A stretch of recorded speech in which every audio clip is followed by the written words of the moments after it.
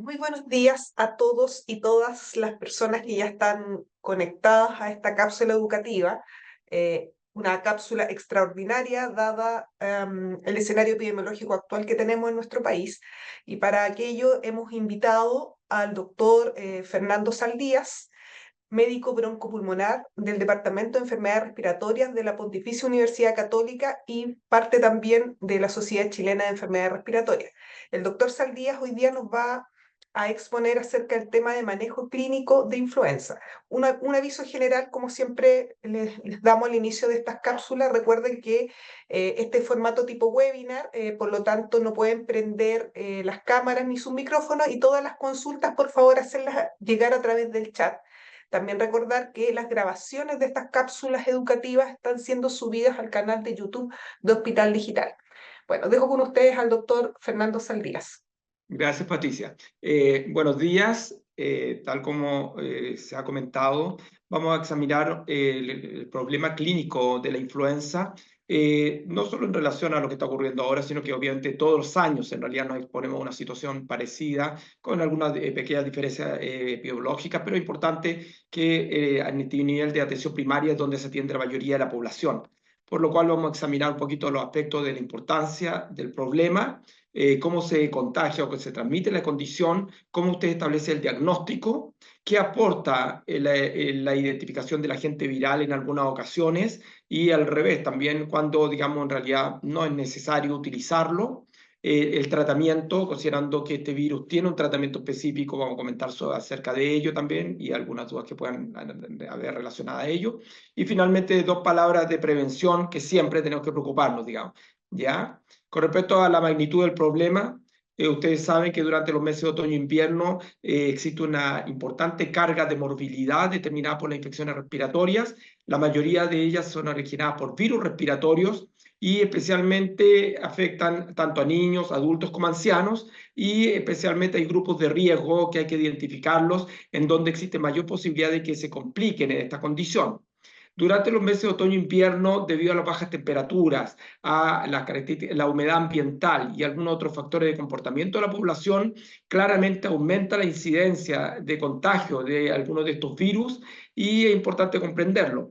Las bajas temperaturas y la humedad ambiental están relacionadas con la transmisibilidad de los virus y también con algunos defectos que se producen en la inmunidad innata frente a estas características atmosféricas que favorecerían que las infecciones pudieran ser más frecuentes o más graves. Eso es importante considerarlo. Los virus respiratorios pueden predecir de cuadros banales como el resfrío común hasta cuadros graves como la neumonía, o sea, todo un espectro. Y finalmente, dentro de los grupos de riesgo, ustedes siempre van a identificar a los niños pequeños, niños menores de 1 año, niños prematuros, los adultos mayores de 65 años y los pacientes de cualquier edad que tienen enfermedades crónicas o estados de depresión del sistema inmunológico. También los pacientes fumadores, disminuye las defensas frente a la infección por virus respiratorio, los pacientes fumadores, y obviamente los pacientes que consumo excesivo de alcohol también, digamos, hay riesgo. Por lo cual son variables que ustedes van a considerar en el manejo de sus pacientes. En esta ocasión nos vamos a ir específicamente a hablar sobre los virus influenza que pertenecen a la familia Orthomyxoviridae. Son virus bastante sencillos, RNA de una sola hebra en sense negativo, que sintetizan alrededor de 8 estructuras proteicas, o sea, son bastante simples. ¿Cuál es el problema? Es la variabilidad antigénica, debido a modificaciones que van ocurriendo en la naturaleza, porque algunos de estos virus se comparten con aves silvestres, aves domésticas y algunos animales silvestres y animales domésticos como el cerdo, por ejemplo, se producen modificaciones genéticas que hacen que este virus vaya cambiando y se modifique y de ese modo la vacuna se tenga que actualizar año a año. Específicamente entonces vamos a hablar en este momento del virus influenza y en relación al cuadro de gripe o influenza, entendiendo que está dentro de un contexto de múltiples virus que circulan actualmente en la población y que pueden producir síndromes clínicos diversos. Eso es bien importante recordarlo. La carga de morbilidad anual del virus influenza tiene la particularidad que, como es un brote estacional que dura alrededor de 2 meses, es una carga muy fuerte durante un periodo de tiempo, pero el resto del año la morbilidad es baja.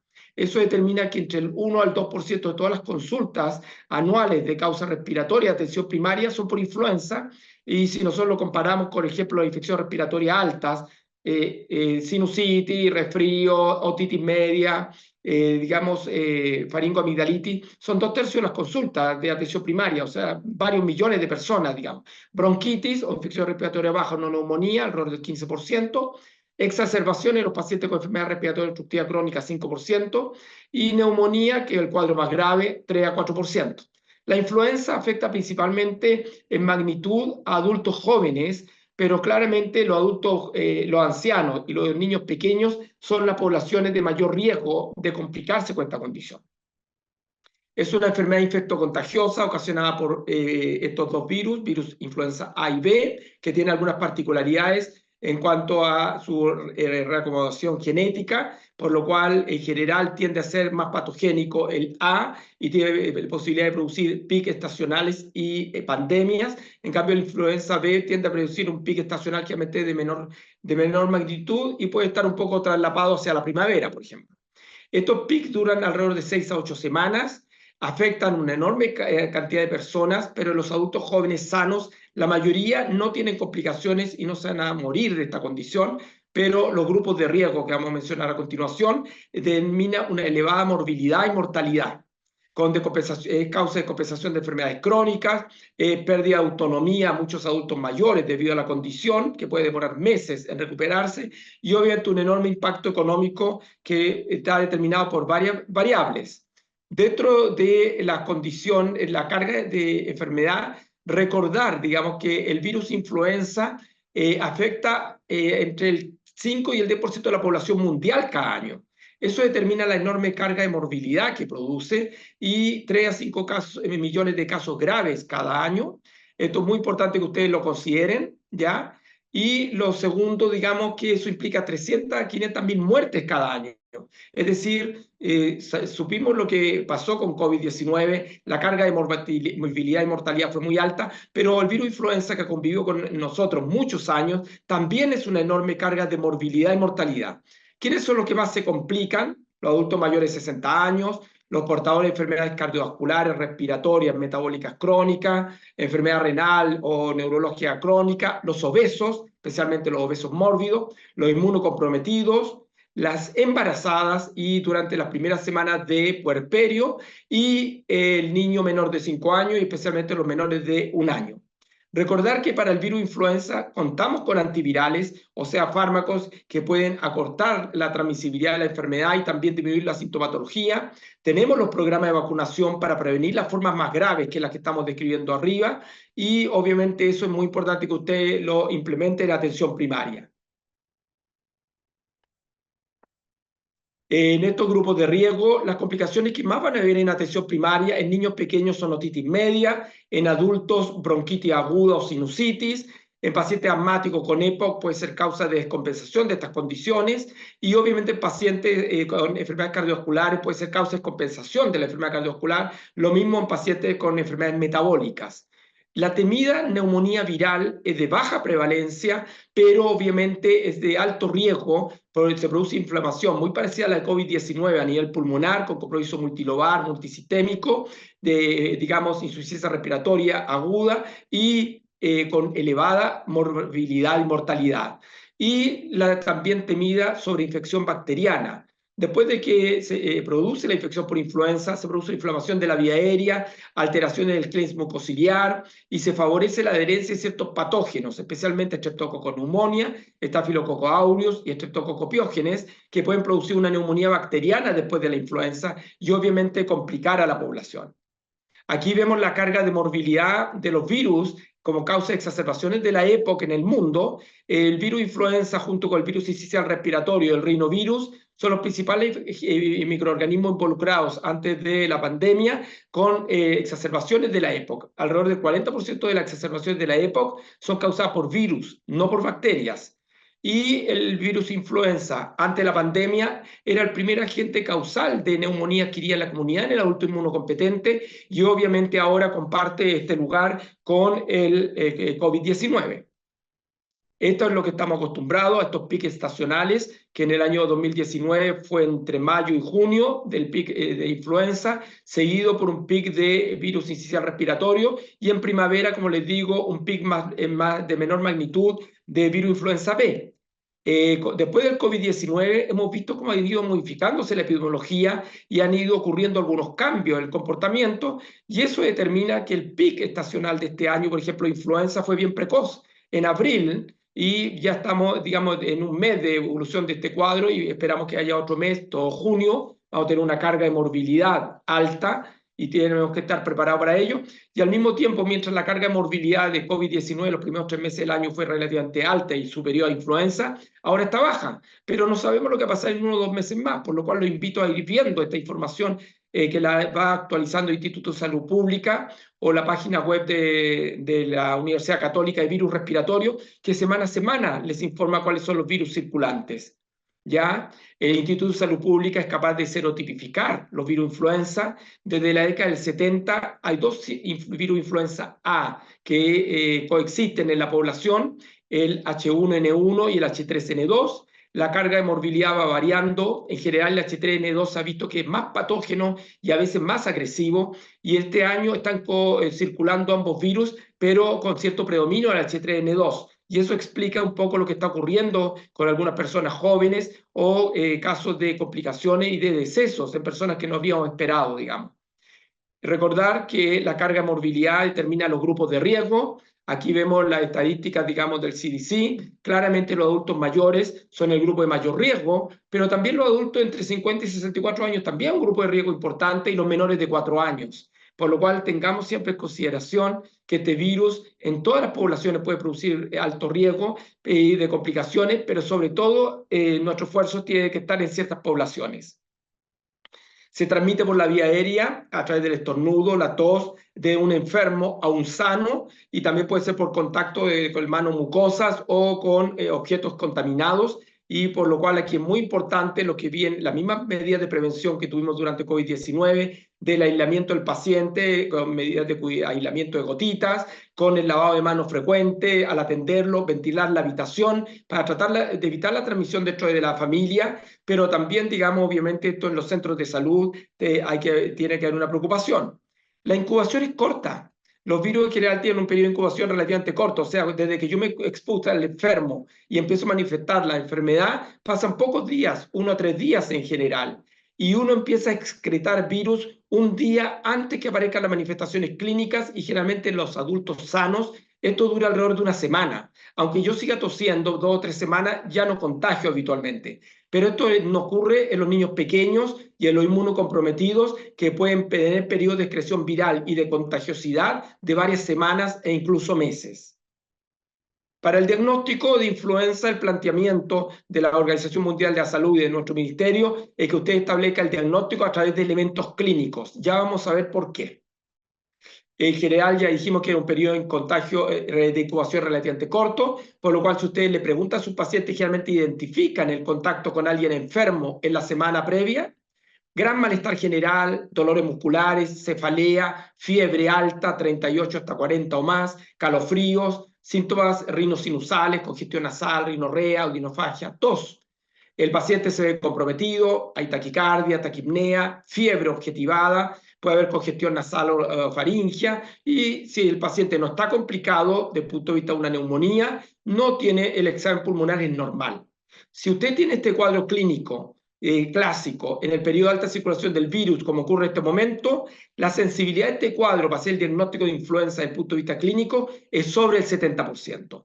Ese es el motivo al cual se recomienda en todo el mundo que usted establezca el diagnóstico en base a elementos clínicos, porque la accesibilidad a los exámenes de laboratorio es más lento, es de más alto costo, y recordemos los miles de personas que se contagian cada año, por lo cual esto es bien importante recordarlo. Obviamente en niños pequeños, en ancianos y en algunas poblaciones puede que cambie un poco el cuadro clínico, pero el cuadro clásico de fiebre alta con tos y algunos otros síntomas respiratorios digestivos en periodo de alta circulación del virus, altamente probable que la persona tenga la enfermedad.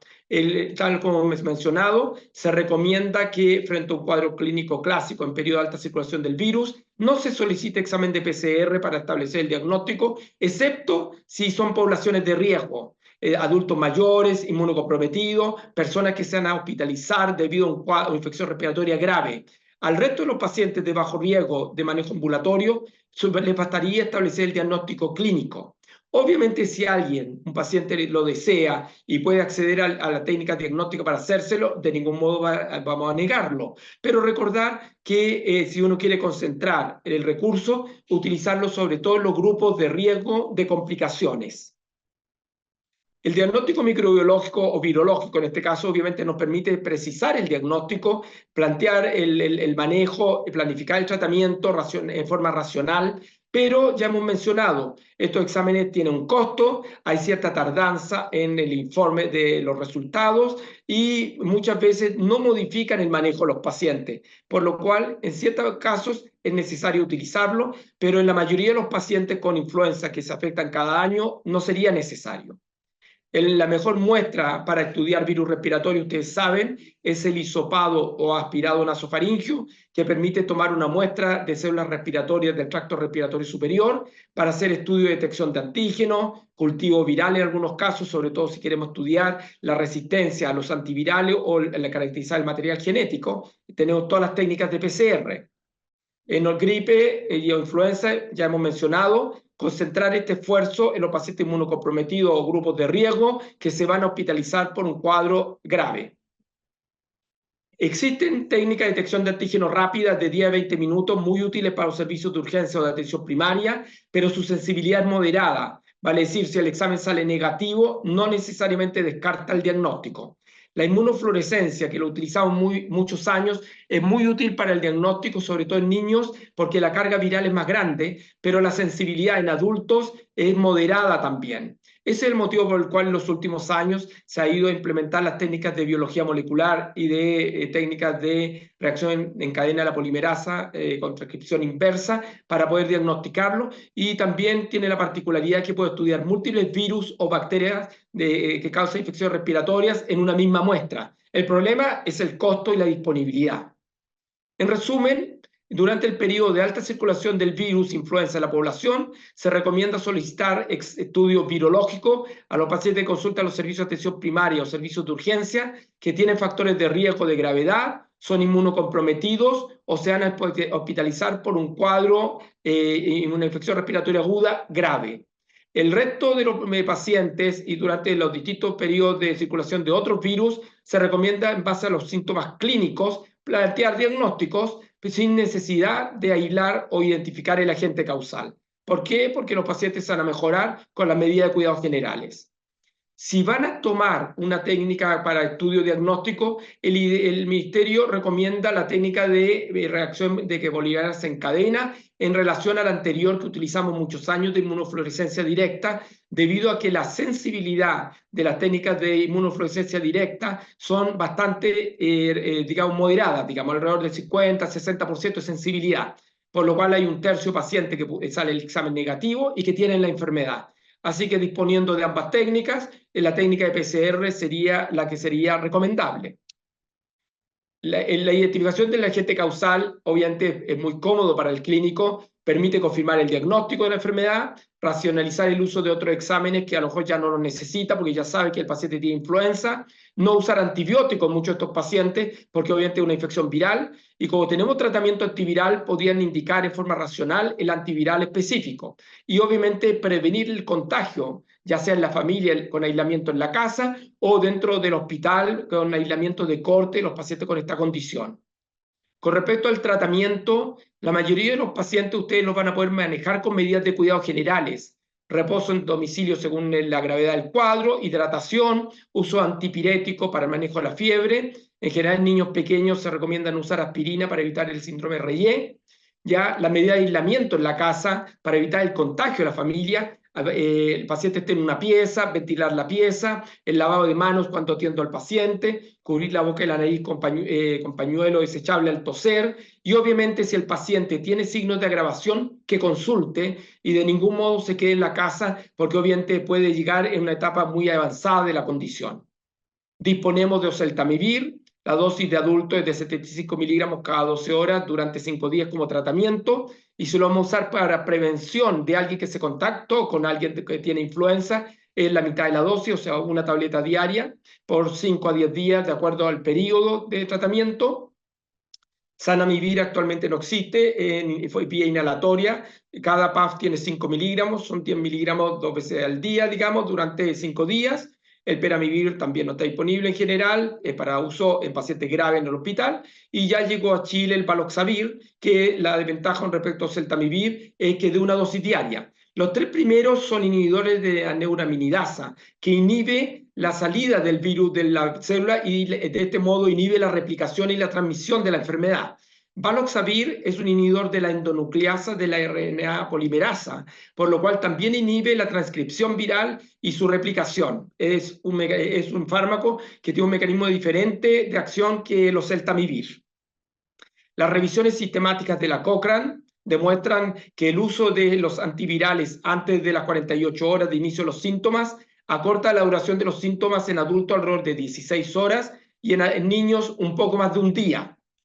El Ministerio de Salud examinó el 2015 la literatura al respecto y llega a información parecida. Se acorta en adultos alrededor de 16 horas la duración de los síntomas. No se ha demostrado que afecte la mortalidad, el riesgo de hospitalización o el riesgo de neumonía, debido a que los estudios no son muy amplios.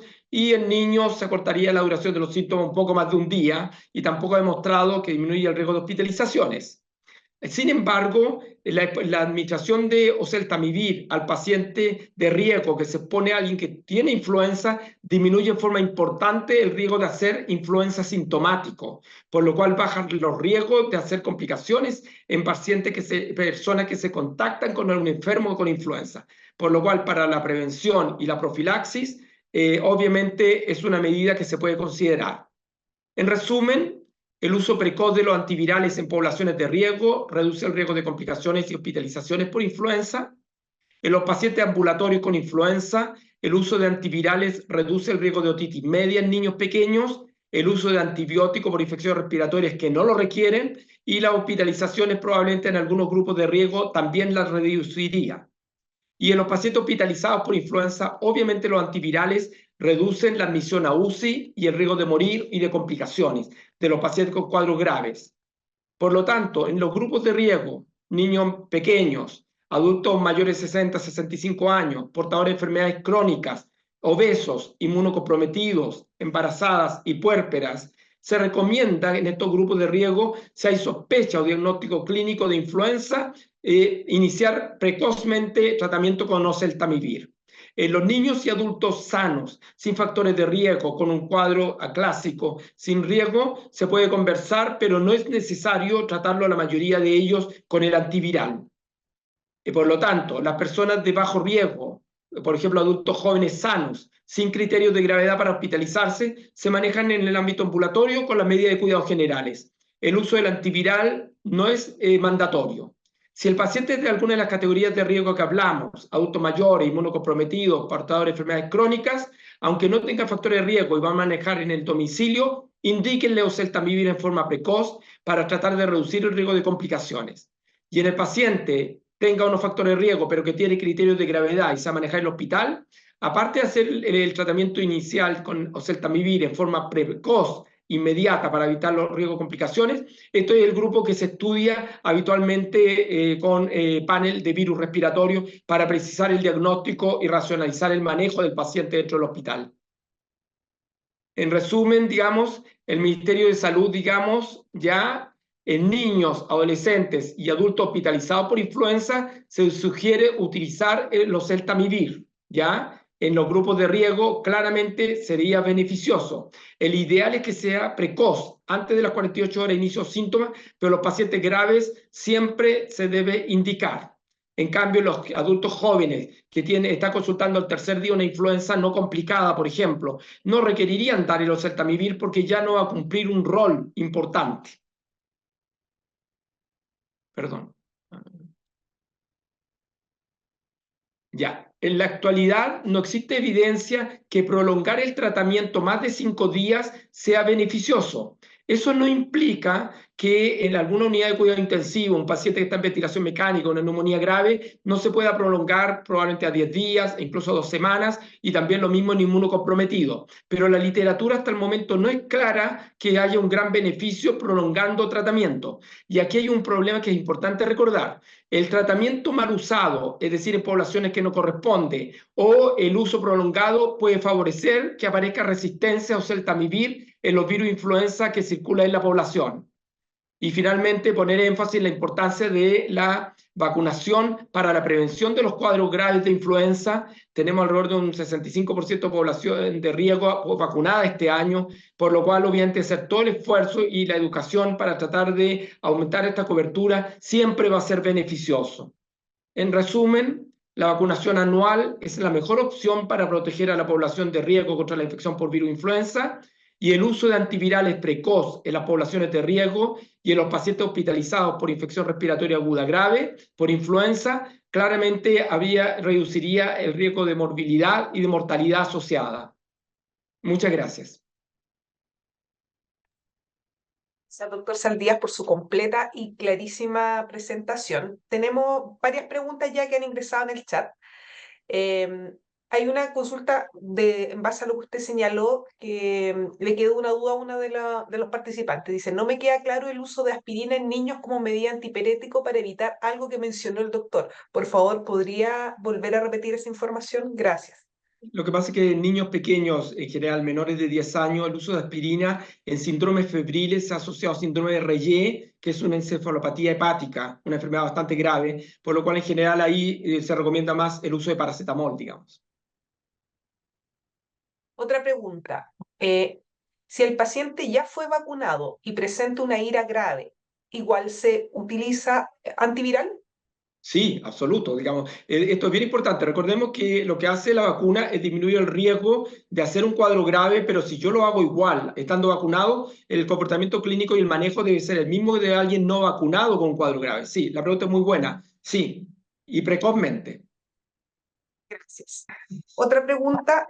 ¿Cuál sería el periodo de contagio en adultos? Eso se consulta mucho para reforzar el uso de mascarillas Sí, o el perfecto. aislamiento. Sí, a ver, esto es bien importante. El parecido a lo que aprendimos con COVID-19, en general la carga viral en adultos sanos en general es baja, y ese es el motivo por el cual las técnicas de inmunofluorescencia no eran muy buenas desde el punto de vista de sensibilidad para hacer el diagnóstico.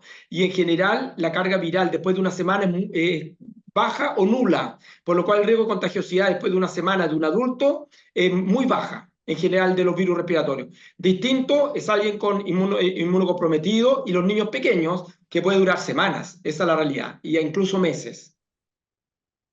Sí, otra pregunta. Con respecto a la vacuna, si me da influenza confirmado por serología, ¿la vacuna se coloca igual posterior al cuadro? Qué buena pregunta. En general, nosotros estamos recomendando que sí, ya, si alguien tiene el cuadro, digamos, estamos tratando de proteger a toda la población con todas las medidas que tenemos. Obviamente ahí hay un problema, eso sí, porque si tuvo influenza, va a haber un periodo de distracción del sistema inmune de varias semanas, por lo cual no la vamos a vacunar al tiro. Entonces a lo mejor nos vamos a quedar fuera del pique estacional. Esa es la realidad. Es probable que ocurra eso. Sí, siguen apareciendo varias más preguntas. Em, ¿Es necesario realizar aislamiento en pacientes con diagnóstico clínico de influenza? ¿Es un aislamiento tipo COVID? Es semejante si la transmisión de coronavirus SARS-CoV-2 y virus influenza es similar, por lo cual es lo mismo. En la pieza, ventilación, atenderlo, cuidarlo, pero no quedarse ahí en la misma pieza, lavado de manos frecuente, la manipulación de alimentos o de la ropa o de los objetos del paciente enfermo. Es la única forma o terminan todos enfermos. Esa es la realidad. Es sumamente transmisible, igual que COVID-19, por lo cual sí, las medidas son las mismas. Gracias. Un paciente en ámbito ambulatorio con factores de riesgo para iniciar oseltamivir. Si tenemos la sospecha clínica, ¿debemos esperar a que se tome la PCR y después iniciar el tratamiento o se inicia antes que pudiese salir a lo mejor un falso negativo? Perfecto, no, de inmediato. Volver a hacer el énfasis que en general la Organización Mundial de la Salud, considerando la enorme cantidad de personas que se enferman y que le van a consultar a ustedes, no van a tener capacidad de responder con estudios virológicos a todos. Por lo cual, aunque sea si es grupo de riesgo, tiene el cuadro de influenza clásico con alta circulación del virus en la población, tienen que comenzar de inmediato con el tratamiento antiviral para disminuir el riesgo de complicaciones. Em, Otra pregunta, ¿cuál es la causa por la cual un paciente sale panel viral negativo presentando la sintomatología clásica de una influenza? Correcto. Lo que pasa es que la sensibilidad va variando día a día y la sensibilidad de la infección por virus respiratorio en adultos, la mayor, digamos, carga de virus está en los primeros 3 días de los síntomas. Por lo cual, digamos, cuando hacemos el examen al cuarto, quinto día, la probabilidad de que salga un falso negativo es alta. Lo mismo pasaba con COVID-19, es decir, va variando la carga viral día a día en la mucosa de la vía aérea superior. Y eso determina que la sensibilidad del examen es muy buena los primeros días de síntomas, pero después baja en forma importante en adultos. En niños no, dura mucho más y la carga viral es mayor, pero en adultos baja en forma importante después del tercer día. Una pregunta que se ha repetido mucho en la prensa, pero acá igual apareció dentro del chat, así que yo creo que es bueno reforzar. ¿Cuánto se demora en generar el efecto de la vacuna contra la influenza? 2 semanas ya desde que uno la aplica y lo importante, por eso que hay pacientes que yo estoy viendo ahora en medio del PIC, son grupos de riesgo, trabajan, atienden personas. Yo les digo que se vacunen igual, porque el riesgo existe y todavía queda, digamos, ya, y tenemos la vacuna disponible, digamos, por lo cual, digamos, uno lo acepta. Son 2 semanas. Otra pregunta, en embarazadas, ¿de qué semana se puede utilizar el antiviral? Oh. No estoy seguro, así que no estoy seguro, ¿ya? Pero el problema de la embarazada, a ver, puedo comentar algo con respecto al riesgo. El riesgo del embarazo no es igual en los 3 trimestres y sobre todo el tercer trimestre puede ser un desastre. El tercer trimestre no hay duda que hay que usarlo, sí, ya, pero en la primera mitad del embarazo prefiero no mencionarlo yo porque no estoy seguro, francamente no lo sé. Son categoría C, digamos, estos fármacos, entonces no hay seguridad, digamos, al respecto. Ok. Dice, para la presentación simultánea de cuadro respiratorio y un cuadro gastrointestinal, vómito y diarrea, ¿cuál sería la recomendación? El manejo clínico va a ser reposo, antipirético, régimen liviano, hidratación. Obviamente puede usarse algún antiespasmódico, si hay deposiciones. Hay que tener cuidado con el manejo de todo lo que es la deposición para el contagio dentro de la familia. Hidratación, ya que dependerá de la gravedad, si es ambulatorio o hospitalario. Y el antiviral cumple el mismo rol, digamos, o sea, se aplica en forma oral. Entiendo que ahí puede haber problemas en la tolerancia, porque obviamente puede producir náuseas, ¿ya? Pero está dentro de la característica, ¿ya? De las propiedades, digamos, por lo cual, digamos, si yo solo dispongo de la forma oral, es lo que tengo, digamos, ¿ya? Recordar que existe una forma también pediátrica, digamos, que es jarabe, que puede también ser mejor tolerada, pero hay que ver lo que yo dispongo. Una pregunta que se ha repetido bastante en el chat y que yo creo que usted lo mencionó, pero lo vamos a reiterar. Un paciente que ya cursó con una influenza y tuvo todo el cuadro clásico y que no estaba vacunado contra la influenza. ¿Cuánto tiempo después se le recomienda esperar para vacunarse? Ya, en general, digamos, uno, digamos, si, hay algo que hay que recordar en esto. El cuadro influenza uno siempre se lo imagina como un cuadro febril de 3 días y nada más. La verdad es que la persistencia de los síntomas dura semanas. Malestar general, decaimiento, algún grado de tos, congestión nasal. Por lo cual, en general, la recomendación es que cuando el paciente se restablece, y eso puede ocurrir en 3, 4 semanas, ahí se puede aplicar a la vacuna. E insisto, también está determinado porque el sistema inmunológico está distraído en el manejo de la infección. Por lo cual, digamos, en general se recomienda prolongar algo el tiempo, digamos, y la condición del paciente, que considera la condición del paciente. ¿Sí es? Otra pregunta. Eh, ¿Cuál es la contraindicación de la vacuna en pacientes oncológicos o en quimioterapia o radioterapia? La vacuna es a virus inactivo, por lo cual no produce enfermedad. Primera cosa que es importante. Recordemos que la vacuna que se aplica en Chile es de trivalente, o sea, tiene dos serotipos del virus influenza A, H1N1 y H3N2, y una del influenza B, y que se modifica de acuerdo a los estudios epidemiológicos que van ocurriendo en el otro hemisferio durante los últimos 6 meses. Ya esa vacuna no es de virus vivo, por lo cual no produce enfermedad. Ya puede producir síntomas locales, dolor local o un poquito de fiebre a algunas personas, pero no hay ninguna contraindicación para su uso en los inmunocomprometidos. El problema es solamente que como todavía se sintetiza en embrión de pollo, obviamente aquellos que tienen, digamos, alergia a la proteína de huevo, digamos, tienen contraindicación, pero los inmunocomprometidos no tienen contraindicación, no produce enfermedad. Gracias. Si ya me dio influenza o el paciente ya tuvo influenza, ¿cuánto tiempo tendré defensa? ¿Me puedo volver a contagiar aproximadamente en cuánto tiempo más? Es una pregunta difícil de responderla, pero considerando que los pics estacionales tienden a ser, digamos, una vez al año, de 8 semanas, es difícil que podamos en un estudio dar una respuesta clara al respecto. Pero y con respecto a la inmunidad, sabemos que es muy variable de persona a persona, digamos, por lo cual no es factible predecirlo con facilidad, digamos, ¿ya? Eso de aislamiento, este debe ser por cuántos días desde el inicio de los síntomas, el aseo de box debiera ser terminal. Bueno, en la casa yo no sé si alguien puede hacer aseo terminal, ya uno hace lo que puede. En realidad, recordar lo que dijimos, en adulto, excreción viral 1 semana, por lo cual yo a los pacientes les menciono eso. El paciente adulto, por ejemplo, si eres, sea la dueña de casa, durante 1 semana, que esté en la casa, esté en un cuarto separado del resto, obviamente que no sea la persona que manipule los alimentos, y después de 1 semana ya entra a la vida habitual de la casa, pero ese es el periodo que uno consideraría en adultos. Otro problema es lo que son los niños pequeños, que ustedes saben que pueden tener una carga viral muy alta por semanas, por lo cual obviamente es mucho más complejo, y obviamente en un niño muy pequeño también aislarlo es más complejo, digamos, empieza a ser mucho más difícil. Pero si pensamos en adultos, en la condición ideal, más de 1 semana no se requiere.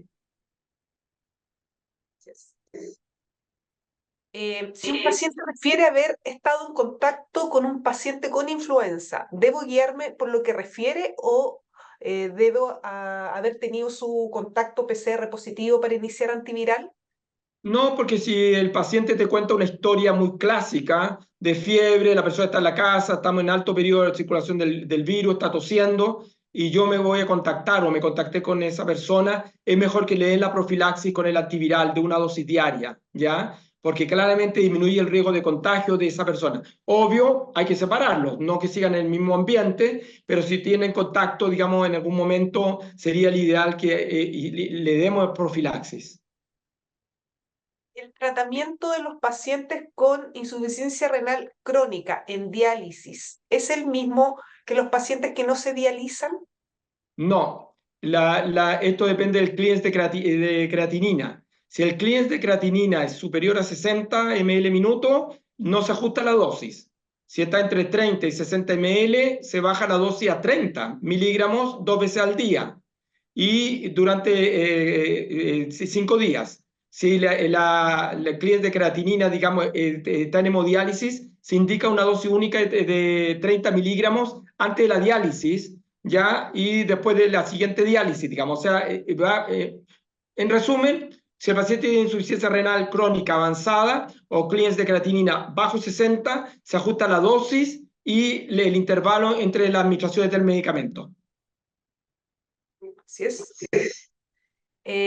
¿Existe alguna reacción adversa o alguna condición que contraindique el uso de oseltamivir? En realidad, las manifestaciones principales son digestivas, náusea y algunas personas vómitos. En general, la tolerancia es buena, pero aceptando que alguna persona va a tener estas molestias y bueno, pues el mismo cuadro gripal también la pueden tener, ¿ya? Pero, digamos, reacciones alérgicas importantes puede haber, pero son más bien raras y complicaciones mayores, la verdad es que no. Y recordemos que el periodo es muy corto, son 5 días, por lo cual es raro que haya alteración hematológica, de prueba hepática o algo así. La verdad es que no. Manifestaciones digestivas. En un paciente sin comorbilidades, ¿cuánto tiempo podría durar los síntomas aproximadamente? Que si es un adulto yo siempre lo digo, si es un adulto joven de 20, 30 años sano, no es raro que a los 5 o 6 días esté normal. Pero si tiene mi edad, más de 60 años, puedo estar tosiendo 4 o 6 semanas y no estoy complicado, simplemente se prolonga la intensidad de los síntomas y no tengo neumonía ni nada. Es decir, es bien importante considerarlo eso. En un adulto joven sano, el breve puede ser una semana o menos, pero en adultos de sobre 60 años, enfermedades crónicas, inmunocomprometidos, no es raro que dure 4, 6, hasta 8 semanas los síntomas, sin estar complicado. Aquí hacen una médica del MinSal y dice, a propósito de la consulta de la embarazada, en qué trimestre utilizar el Uh -huh. antiviral, dice, de acuerdo a lo informado por el Programa Nacional de Salud de la Mujer de la DIPRESE, el oseltamivir debe utilizarse en todas las gestantes con diagnóstico de influenza, sin especificar semana de gestación, según la instrucción por lo menos que se ha dado desde la Oficina de la Mujer. Un comentario en relación a la consulta anterior que habíamos presentado. Otra pregunta, doctor, dice, buenos días, hemos tenido muchos pacientes en urgencia con clínica de influenza consultando con síntomas que se han mantenido por más de 20 días. En estos casos, ¿aplicaría usar oseltamivir, considerando que la población se automedica con antibióticos como amoxicilina y otros? La pregunta es muy buena. Es muy probable que se están viendo pacientes con síntomas prolongados, es lo que yo estoy comentando. Usted ahí lo que tiene que diferenciar, si ese paciente consulta la segunda o la tercera semana, tiene, digamos, la evolución de un paciente con influenza no complicada o realmente lo más probable es que haya una sobreinfección, ya bacteriana, que puede ser pulmonar, rinosinusal o de otro origen. Por lo cual, más que nada, cautela en precisar ¿qué están enfrentando? Es muy probable que si el paciente es inmunocompetente no haya ya excreción viral, por lo cual no es que sea contagioso, no hay un problema epidemiológico de ese paciente. El problema es que ese paciente se puede estar complicando. Recordemos, la mayoría de la gente que muere por influenza mueren por o neumonía viral, que es un grupo más raro, sobre infecciones bacterianas y descompensaciones cardiovasculares, ¿ya? Por lo cual, si un paciente está siendo arrastrado el cuadro, es adulto mayor, por ejemplo, hay que ver si no está apareciendo alguna complicación, ¿ya? Más que el antiviral probablemente ya no va a tener mucho rol acá a las 3 semanas, porque ya es poco probable. Es probable que estemos viendo una complicación posterior a la influenza. Y la última pregunta, doctor Saldías, dice, ¿qué tan frecuente es la sobreinfección bacteriana en los cuadros de influenza? Lo que más van a ver es en niños pequeños otitis y en adultos bronquitis o sinusitis. Eso es lejos lo que van a ver más. Las neumonías, obviamente, es un grupo pequeño, se concentran porque se derivan a los servicios de urgencia y se hospitalizan, pero ese es un grupo pequeño, esto es bien importante. Yo sé que ha habido alarma por casos de adultos jóvenes, sanos, que se han complicado y han fallecido actualmente. Pero si nosotros miramos igual el resultado general de la población, siguen siendo los grupos de riesgo los que más se están complicando y falleciendo, ¿ya? Aunque tengamos esos casos aislados, en que es importante detectarlos, pero recordar bien importante, digamos, que aquí la categorización de riesgo y la evaluación clínica de usted para evaluar si el paciente tiene algún factor de riesgo en ese momento o alguna manifestación, dificultad respiratoria, hipoxemia, crepitación en el examen pulmonar, que ese ya paciente no tiene una influenza normal, digamos, tiene una influenza complicada. Y es otro contexto, ese paciente se tiene que derivar a hospitalizar. Doctor Salvías, por su aclaración a todas las preguntas. Señalar de que hay muchas preguntas que aparecieron de indicación pediátrica y vamos a tener una cápsula específica de influenza en pediatría el miércoles a esta misma hora, a las 11 de la mañana y en este mismo link. Así que todas las preguntas de pediatría las estamos guardando para esa presentación que nos va a acompañar un infectólogo pediátrico. El doctor Saldía es broncopulmonar adulto, igual dio algunas instrucciones generales de toda la población, pero para las preguntas más específicas las vamos a dejar para esa presentación. Así que nuevamente agradezco al doctor Saldías por su disponibilidad, siempre a todas estas solicitudes que hacemos más o menos urgentes de acá del Ministerio. Así que solamente agradecer su participación y todo el interés que hubo. La verdad, tuvimos más de 600 personas conectadas. Y yo diría que en la cápsula educativa que hemos tenido más personas y se entiende el interés que hay, por supuesto. Así que muchas gracias a todos y a todas.